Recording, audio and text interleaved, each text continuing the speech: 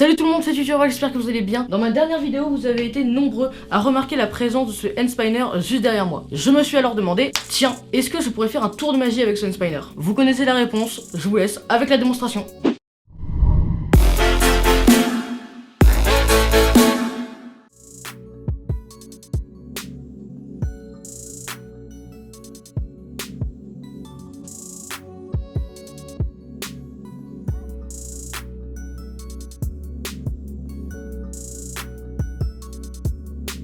Vous avez sûrement envie de savoir comment reproduire ce petit effet plutôt impressionnant.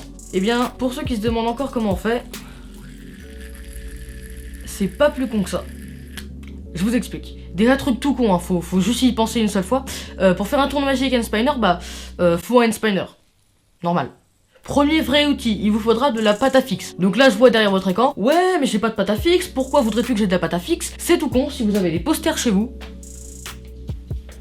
eh bien vous récupérez juste un coin de pâte à fixe et ça fera l'affaire.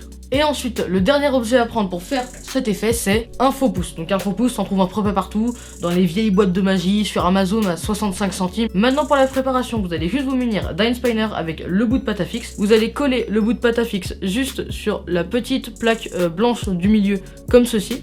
Voilà. Et votre faux pouce, vous allez le coller comme ceci sur le Endspiner, comme si c'était votre vrai doigt. Maintenant, vous allez mettre le faux pouce sur votre pouce, et tout con, votre Endspiner va tenir sur votre doigt automatiquement grâce à la pâte à fixe. Maintenant, c'est juste une question d'angle de vue. Si vous mettez le Endspiner comme ceci ou comme ceci, le spectateur ne verra pas qu'il est collé à votre pouce, alors que si vous mettez de derrière, bah voilà, on le voit très bien. Donc maintenant, oui, moi j'ai ma propre réponse, on peut faire de la magie avec Endspiner. Voilà, si tu as aimé ce tour de magie, et n'hésite pas à t'abonner à cette chaîne YouTube. D'ailleurs, si t'as un tour de magie que t'as pas compris et que tu veux que je t'explique, n'hésite pas à me l'écrire en commentaire, je prendrai note. Et moi je vous dis à la semaine prochaine pour un nouveau tour de magie. Salut!